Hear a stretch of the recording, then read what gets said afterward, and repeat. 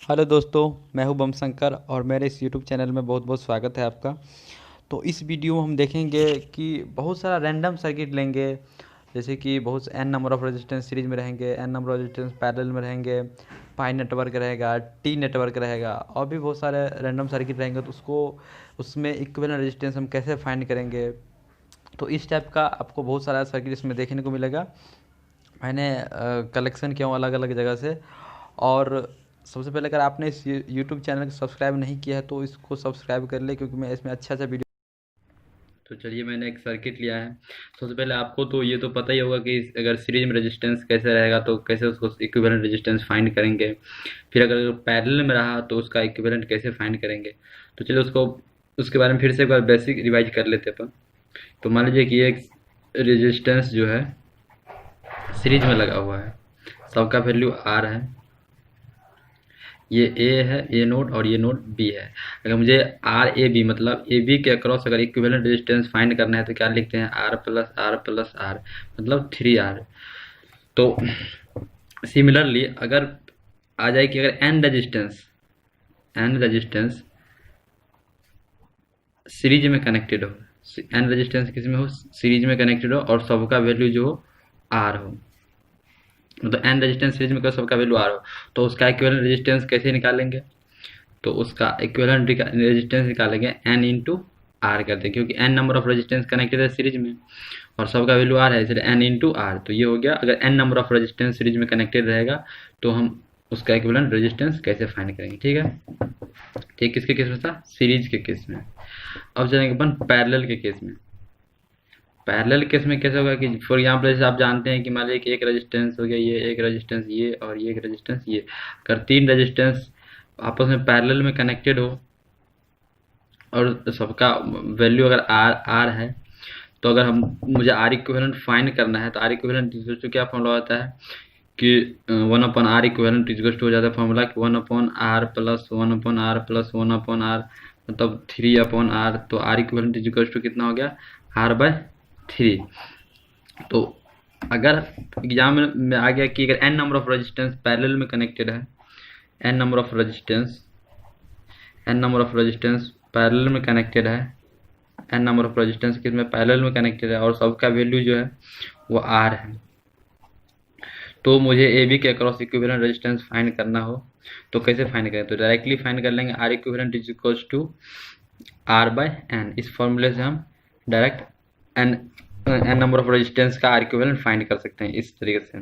ठीक है, तो अब चलते हैं कुछ ऐसे ही इंटरेस्टिंग सर्किट पे।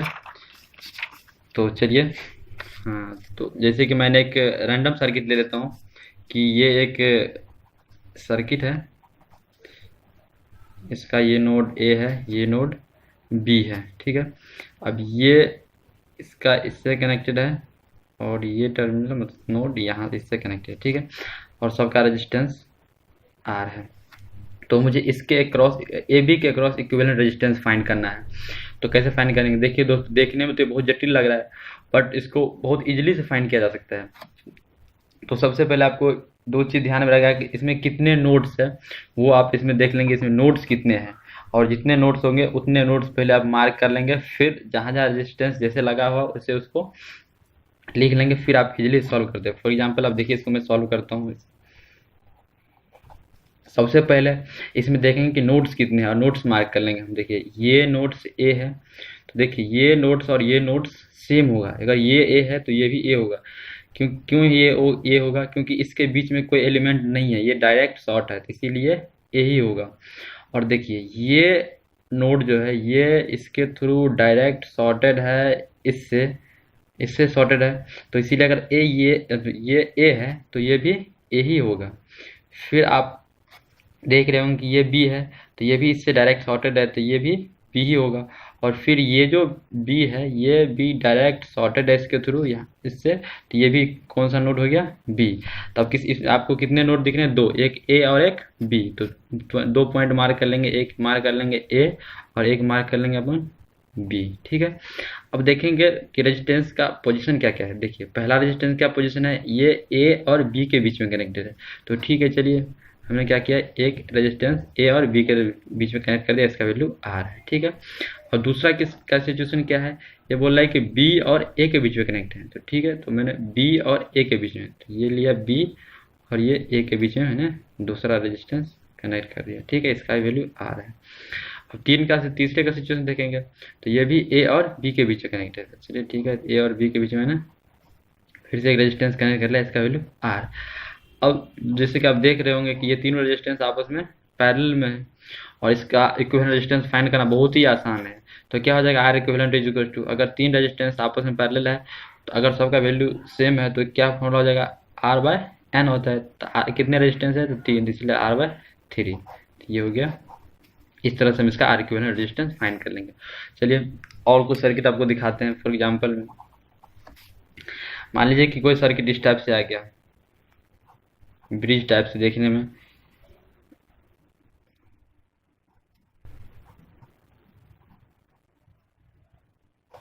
ये इस टाइप का सर्किट दे दिया मैंने। ये सर्किट का टर्मिनल ए है और ये बी है और ये यहाँ पे ये डायरेक्ट शॉर्टेड है। अब बोल दिया कि इसके बीच इसका इक्विवेलेंट रेजिस्टेंस फाइंड कीजिए, मुझे ए और बी के अक्रॉस इक्विवेलेंट रेजिस्टेंस चाहिए और सबका वैल्यू मान लीजिए दे दिया है आर आर और आर।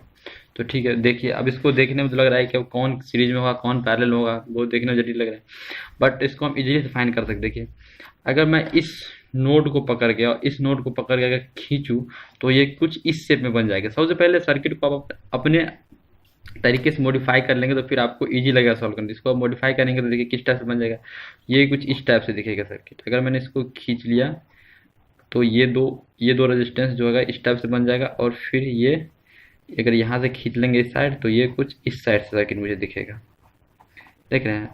तो ये चार रेजिस्टेंस हो गया आपस में। अब आपको दिख रहा होगा कि ये सर्किट बहुत ही सिंपल है, इसको आप आसानी से सॉल्व कर सकते हैं। फॉर एग्जांपल में आप इसको देखेंगे तो कैसे हो जाएगा कि ये दो आपस में किस में है, पैरेलल में, और ये भी किस में है, पैरेलल में, और ये किस में है, सीरीज में।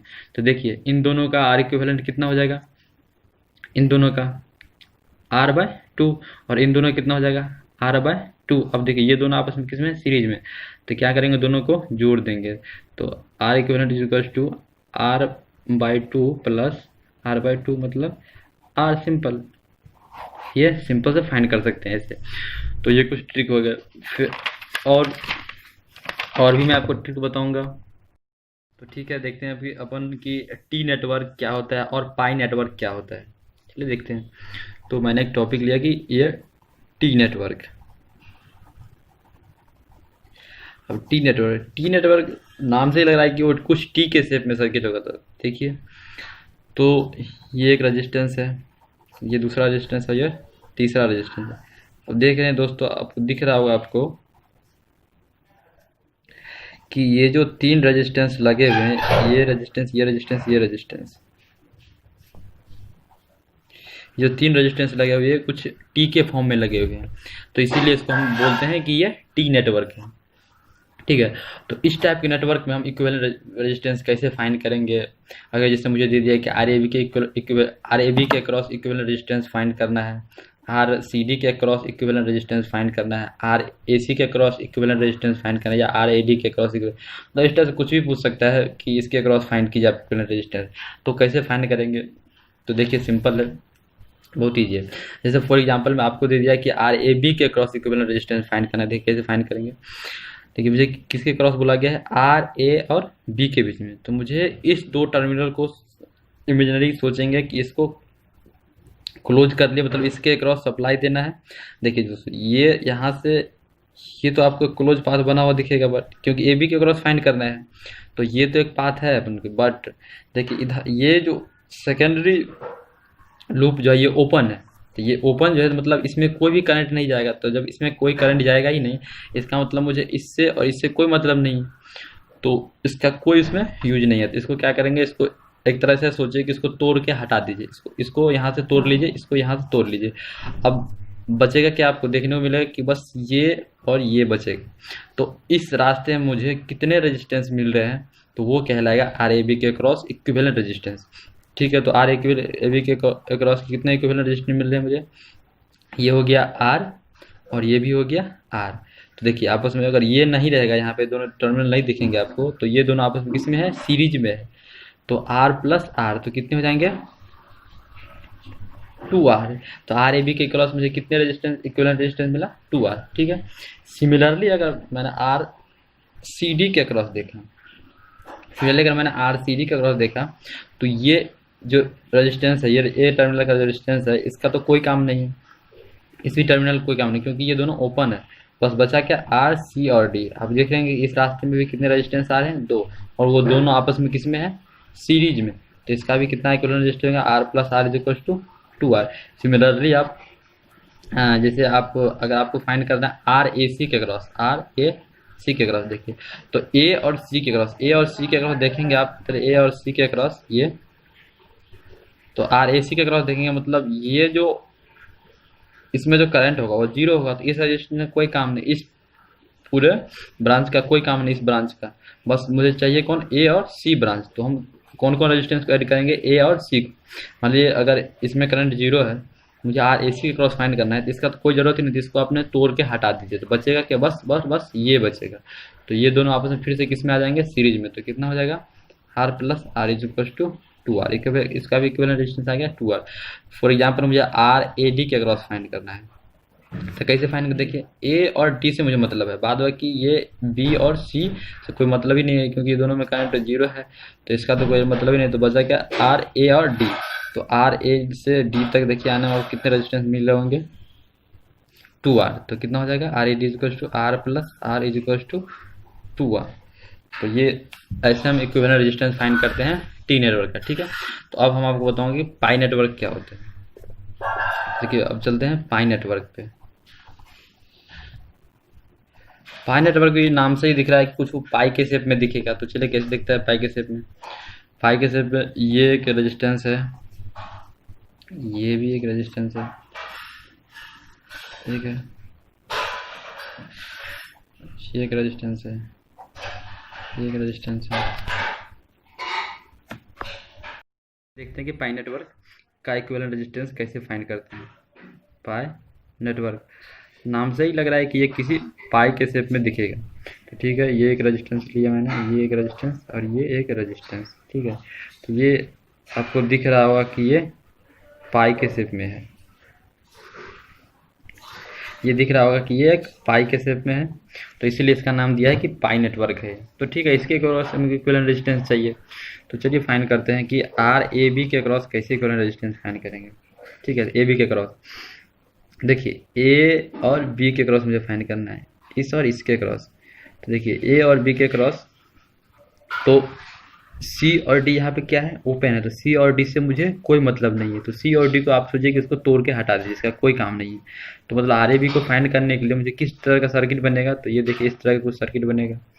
ये यहाँ पे एक रेजिस्टेंस लगे होंगे, एक रेजिस्टेंस यहाँ पे लगे होंगे, एक रेजिस्टेंस यहाँ पे लगे होंगे, और ये यहाँ पे ए और यहाँ पे बी, और ये 3 रेजिस्टेंस आपस में दिख रहा होगा आपको कि ये आपस में सीरीज में है। तो ये अगर मैंने इसको हटा दी, क्योंकि ओपन है, इसमें करंट कोई 0 है, तो इसका कोई मतलब ही नहीं। तो आप इस तरीके से सर्किट देखिएगा, इसका इक्विवेलेंट रेजिस्टेंस आप आसानी से फाइंड कर सकते। कैसे फाइंड कर, देखिए ये आर और आर आपस में किसमें है, सीरीज में है। तो कितना हो जाएगा, आर प्लस आर, ये सीरीज में है, और ये इन दोनों का ये पैरेलल में है। तो इसका कैसे लिखने का तरीका देखिए, कैसे लिखेंगे कि आर और आर ये सीरीज में है, मतलब आर प्लस आर हो गया। ठीक है, और ये इसके पैरेलल में, इसके आर के। तो इसको आप फाइंड करेंगे, तो इसका इक्विवेलेंट रेजिस्टेंस होगा कितना, कि 2R plus 2R into R, इसका इक्विवेलेंट रेजिस्टेंस फाइंड करके 2R into R divided by 2R plus R, means 2R square upon 3R, R cancel, 2/3R। इसका इक्विवेलेंट रेजिस्टेंस आ गया 2/3R। ठीक है, सिमिलरली अगर आप फाइंड करेंगे किसके क्रॉस, आर सी डी के क्रॉस, आर सी डी के क्रॉस आप फाइंड करेंगे, तो इसमें तो करंट 0 होगा इस लूप में, तो इसका तो कोई मतलब ही नहीं है। तो ये दोनों रेजिस्टेंस आपस में किस में है, सीरीज में, और ये इसके किस में हो जाएगा, पैरेलल में। तो सिमिलरली इसका भी सेम वैसे ही करेंगे कि ये दो रेजिस्टेंस आपस में सीरीज है, मतलब आर प्लस आर किस में है, ये सीरीज में है, और ये इसके रेजिस्टेंस के पैरेलल में है। तो इसका कितना हो जाएगा, इसका भी सिमिलरली निकालेंगे 2R into R divided by 2R plus R. तो इसका भी आ जाएगा 2/3R। ऐसा क्यों लिखते हैं, आपको पता है कि दो रेजिस्टेंस आपस में सीरीज में रहता है, पैरेलल में रहता है। तो आज का R इक्विवेलेंट कैसे निकालते हैं कि R1 R2 divided by R1 plus R2। तो उसी फॉर्मूला को मैंने इसको बिठा करके वो 2/3R फाइंड किया है। ठीक है, अगर मुझे फाइंड करना है R A D के क्रॉस इक्विवेलेंट रेजिस्टेंस क्या होगा, A और D के क्रॉस। देखिए ए और डी के क्रॉस जब देखेंगे तो मुझे बी और सी से कोई मतलब नहीं है। तो बी और सी से कोई मतलब नहीं है तो देखिएगा आपको कि ये दोनों रेजिस्टेंस जो है, ये दोनों रेजिस्टेंस ये यहाँ पे है नहीं, तो ये रेजिस्टेंस आपस में किसी होगा सीरीज में, और फिर ये दोनों सीरीज में रेजिस्टेंस जो हो वो इसके पैरेलल में होगा। तो सिमिलरली इसका भी फाइंड कर लेंगे। तो ये रेजिस्टेंस और ये रेजिस्टेंस सीरीज में है तो R प्लस R, और ये पैरेलल है किसके, R के। तो सिमिलरली इसको भी फाइंड कीजिएगा आप, तो कितना आएगा 2/3R। तो इसका भी इक्विवेलेंट 2/3R। अब मुझे फाइंड करना है आर बी सी के क्रॉस। तो आर बी सी के क्रॉस सिमिलरली फाइंड करोगे आप तो आपको दिखेगा कि इसमें और इसमें करंट जीरो है, मतलब ये और ये किस में है, सीरीज में है। तो ये सीरीज में हो गया और ये दोनों इसके पैरेलल में हो जाएगा। तो कितना हो जाएगा, इसी तरह से फिर 2R इंटू R डिवाइड उसका निकालेंगे आप तो 3R। तो सिमिलरली 2/3R इसका भी इक्विवेलेंट। तो इस तरीके से हम पाई नेटवर्क का भी इक्विवेलेंट रेजिस्टेंस फाइंड कर सकते हैं। ठीक है, तो अब चलिए दो तीन और इक्विवेलेंट इंटरेस्टिंग सर्किट देखते हैं। फॉर एग्जाम्पल में कि मैंने एक ये सर्किट लिया, देखिए ये सर्किट है, ये एक सर्किट है, ये एक सर्किट है, एक सर्किट है, ठीक है, और ये एक सर्किट है, ये ऐसे इस तरह का सर्किट है, ए है और ये बी है, और ये कनेक्ट है डायरेक्ट इससे। ठीक है, अब सबका वैल्यू आर है। अब बोल दिया गया कि मुझे कि आर और आर ए बी के क्रॉस, मतलब ए और बी के क्रॉस इक्विवेलेंट रेजिस्टेंस फाइंड करना है। ठीक है, तो इसको कैसे फाइंड करेंगे, देख रहे हैं कि आप इसमें देखेंगे कि ये यहाँ पे अब देखो कि ये सीरीज में है कि पैरेलल में है, क्या है कैसे नहीं है, मतलब यहाँ पे कन्फ्यूजन आती है। तो देखिए आपको मैं बता दूं कि करंट जो है हमेशा लो रेजिस्टेंस पाथ फॉलो करता है। लो रेजिस्टेंस पाथ मतलब कि देखिए इसमें रेजिस्टेंस बिल्कुल नहीं, इसमें रेजिस्टेंस क्या है, जीरो है। शॉर्ट पाथ मतलब क्या है, कोई अगर शॉर्ट है, कोई दो टर्मिनल शॉर्ट है, इसका मतलब इसके दोनों बीच का जो रेजिस्टेंस होगा वो जीरो होगा। रेजिस्टेंस मतलब ऐसे समझिए कि एक ब्रेकर है। तो करंट जो हमेशा वो लो रेजिस्टेंस पाथ फॉलो करता है। इसमें रेजिस्टेंस तो जीरो है, इसमें कोई मतलब ही नहीं है। इसमें इधर करंट जाने का कोई मतलब ही नहीं है, जाएगा करंट को इधर ही जाएगा, क्योंकि इसका सब रेजिस्टेंस जीरो है। तो रेजिस्टेंस करंट हमेशा लो रेजिस्टेंस पाथ फॉलो करता है। ठीक है, तो जो भी करंट आएगा वो ऐसे आकर के, ये आकर के और फिर ऐसे जाएगा, इधर करंट नहीं जाएगा क्योंकि इधर रेजिस्टेंस, बट इधर रेजिस्टेंस नहीं है। तो इसलिए इसका इक्विवेलेंट रेजिस्टेंस क्या हो जाएगा, देखिए ए से बी तक जाने में सिर्फ ये आर आ रहा है, फिर उसके बाद इधर करंट जाएगा नहीं, इसके बाद फिर ऐसे आएगा करंट, ऐसे आकर के फिर इस रेजिस्टेंस जाएगा, फिर इस रेजिस्टेंस जाएगा, फिर होकर के बी तक पहुंच जाएगा। तो इसका जो आप आर इक्विवेलेंट निकालोगे तो कैसे आएगा, ये आर प्लस ये आर प्लस ये आर, मतलब तीनों किस में हो गया, सीरीज में हो गया। इसलिए आर इक्विवेलेंट इसका क्या आ गया, 3R, और इन दोनों का कोई काम नहीं। ठीक है।